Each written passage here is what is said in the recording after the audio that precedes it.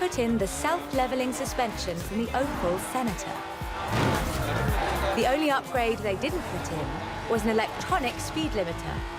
All of this resulted in the Lotus Carlton, designated Type 104 by Lotus, a 177 miles per hour supercar, masquerading as a four-door saloon. Only 950 of these custom gems were built, and they've become something of a modern classic.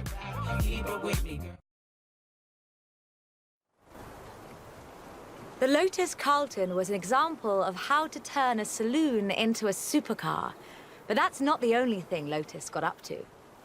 In 1979, Chrysler approached Lotus to create a strict rally version of their Sunbeam three-door hatchback.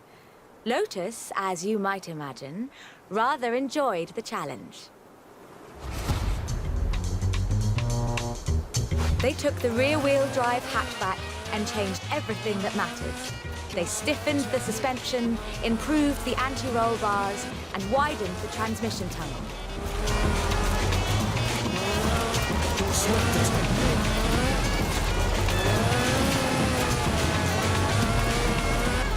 Performance was increased by fitting a 2.2-litre version of the Lotus 911 slant four-cylinder engine, resulting in an impressive 250 brake horsepower, up from a meager 105 on the original.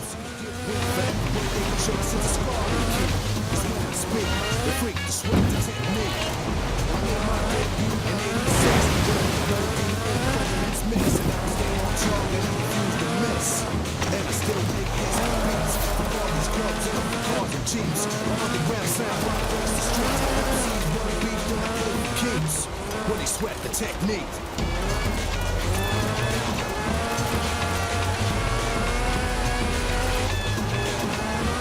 Don't sweat the technique.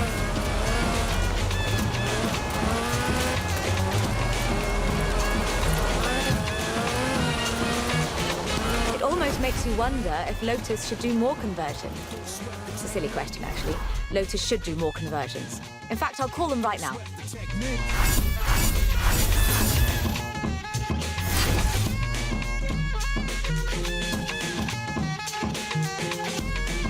I speak indiscreet, cause talk is cheap. Then I get deep in the beat, think complete. Bold with physique, never weak or obsolete. They never grow old, techniques become antiques. Better than something from the music, this original. In the wild style, I have much more value. How many times the city making me promises, so I promise this.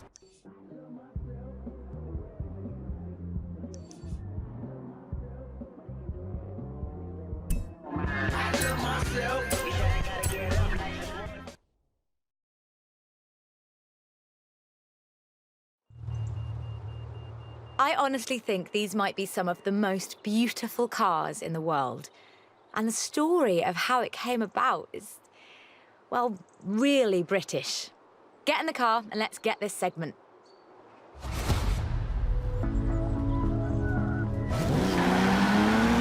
Jaguar is a bit of a favourite of mine. The company is almost 100 years old and was originally founded to build sidecars for motorcycles. But this is the car that really set the bar, I think. The 1961 E-Type. When he saw it, Enzo Ferrari called it the most beautiful car in the world. High praise indeed. He wasn't alone in his admiration. Accolades have followed this car ever since. It's been in movies, comics, games, and TV shows. Unlike some later cars in the marque, it wasn't just looks though. The E-Type was light and fast. It would do 153 miles an hour and stopped on innovative four-wheel brakes that were better than anything Ferrari or Porsche or even Mercedes-Benz had.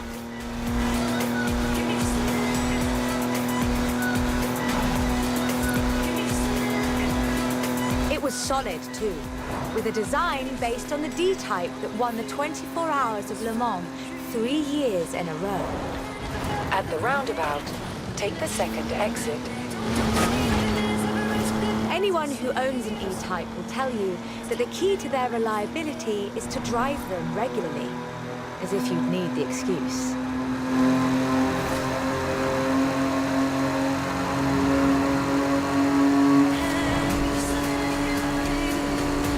2,500 were built, and they're a common sight at auto shows, and surprisingly reasonably priced. All in all, an almost perfect Jaguar.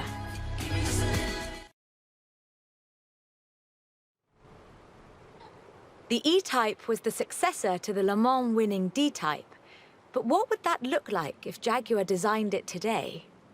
In 2013, Jaguar answered that question with the F-Type Project 7, a spiritual successor to the E-Type, and designed from the ground up to be the purest, most enjoyable Jaguar yet. The car's heritage is proudly displayed in the gorgeous D-Type curves and the distinctive aero hunch behind the driving position. But like the E-Type, it's not just a pretty place.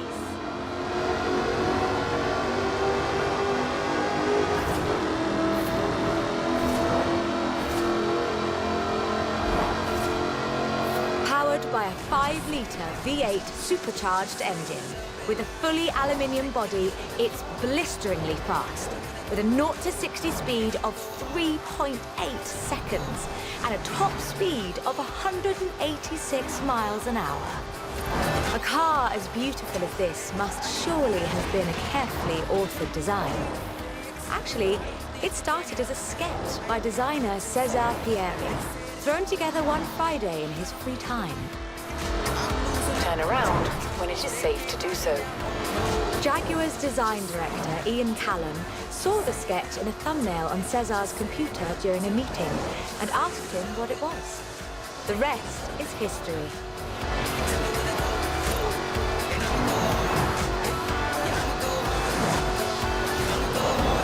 "250 Project 7s were built, as both a successor to the E-Type and as a celebration of Jaguar's victories at Le Mans. Turn around when it is safe to do so.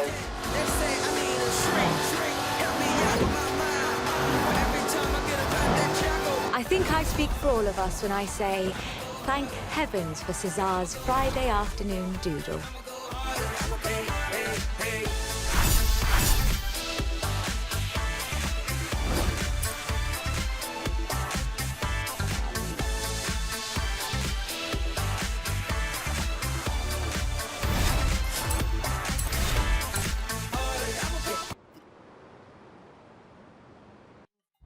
I moved every day of the week. What's the peak when every day's another week?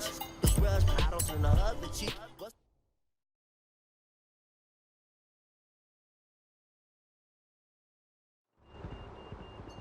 We're almost done, but we've saved the good stuff for last. A spot of rallying in the most British car of them all. Get in, strap in, and let's nail this one.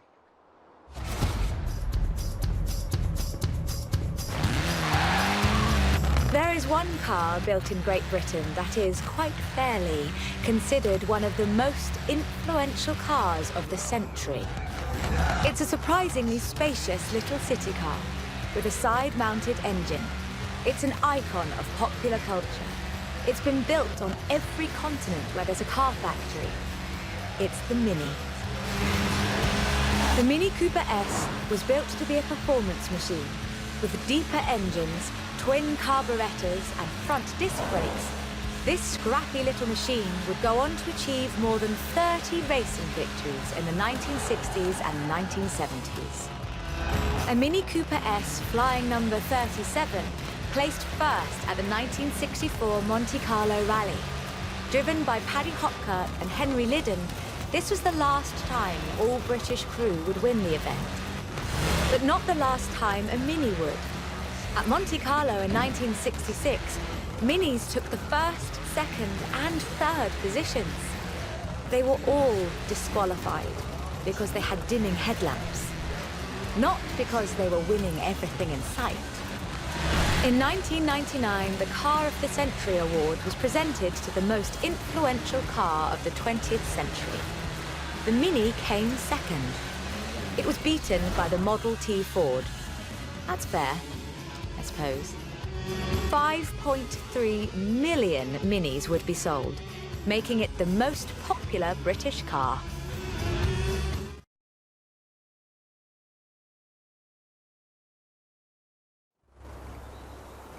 And then in 2000, BMW resumed production of the Mini, breathing new life into the iconic marque.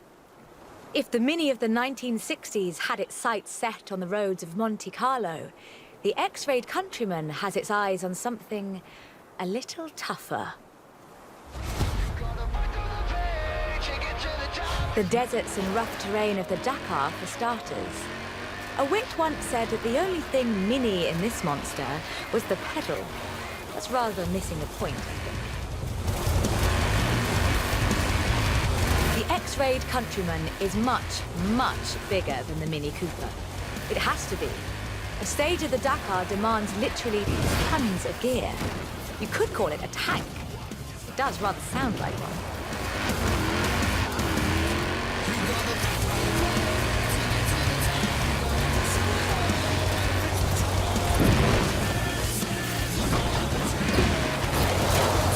Turn around when it is safe to do so.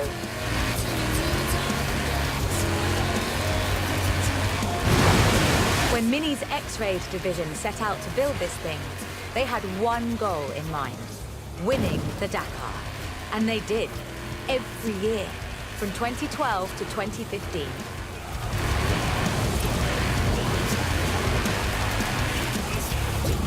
In 400 meters, turn right. It's designed to be driven for 2 weeks over deserts and badlands, 5 kilometers above sea level. And it still handles like a hot hatch on a nice bit of dry airspeed. Owners come and go. The heritage of a car like the Mini is more than who owns the keys to the shop. I fully expect to see Mini's wings flying for another century.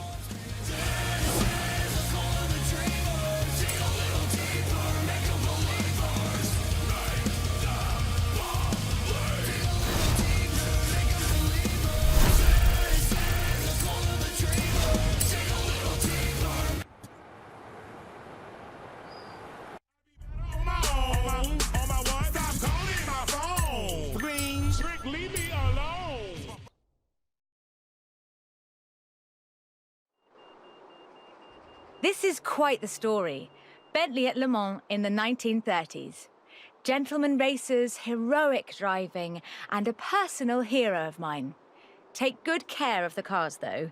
Both of them are mine.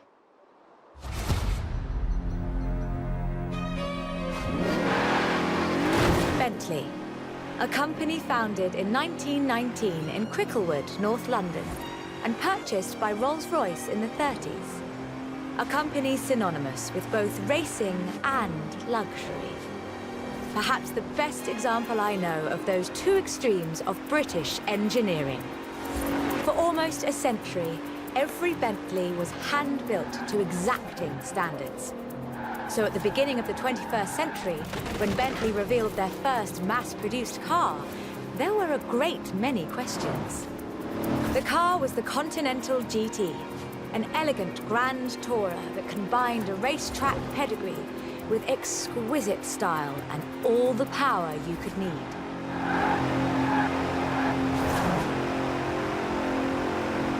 The move to mass production has done nothing to blunt the Bentley experience. The 2017 Continental Supersport is responsive, fast, and beautifully designed.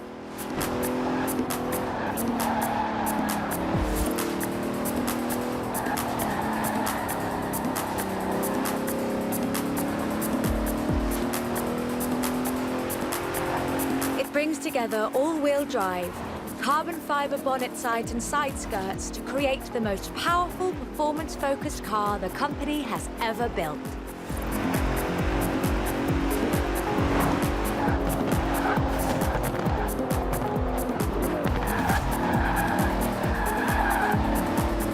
But never forget, Bentley's pedigree is racing, and the Bentley Continental embraces that. In 2007, a largely standard Continental Speed GT broke Bugatti's record for the flying kilometre on the frozen Baltic Sea. And then in 2011, they broke their own record. 205 miles an hour, both ways, on ice. Even when building these gorgeous Grand Tourers, Bentley is driven to excellence.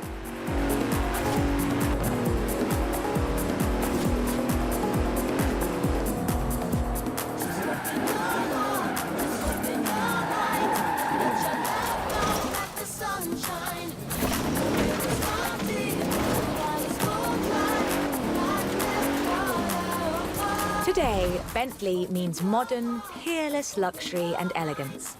But that's far from the full story.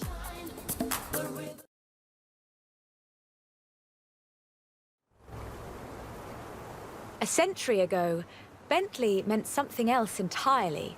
It meant Le Mans. In 1930, eccentric race team owner Dorothy Paget financed a rather special Bentley at the Le Mans. It was a 4.5-litre supercharged masterpiece, driven by Sir Henry Bentley Boy Birkin. It posted the fastest time on the day, but it failed to finish. But what a race it was. Sir Henry's courageous driving forced Rudolf Caracciola's 7-litre Mercedes out of the race at the cost of his own victory. But in doing so, he handed the day to the Bentley Sixes, a gentleman racer indeed.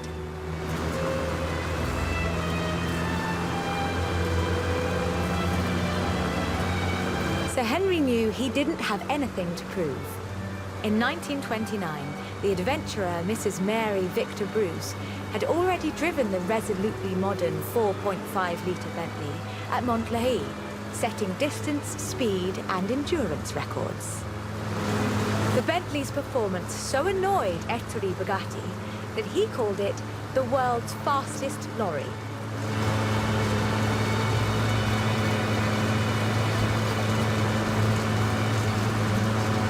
The blower had the last laugh, though.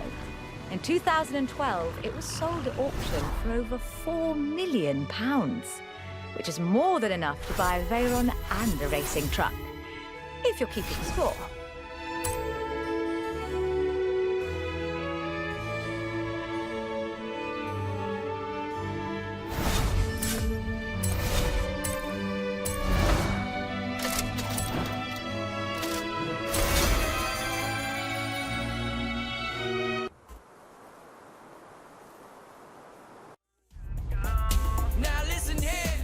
Like I told them, can't make a film about car culture around here without you in it, can they?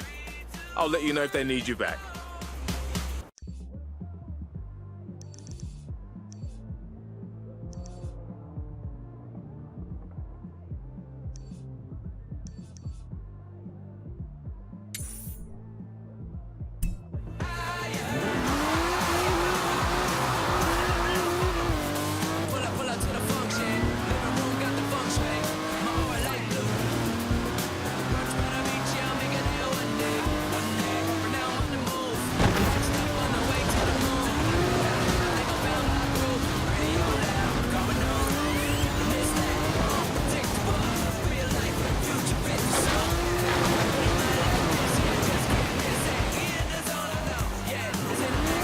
Turn around when it is safe to do so.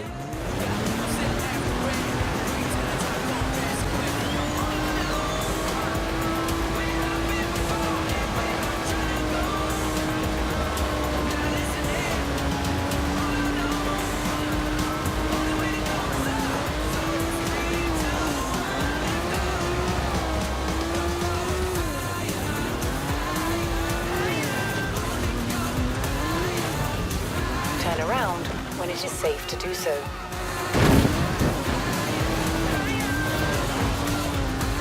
In 200 meters, turn right. Turn right.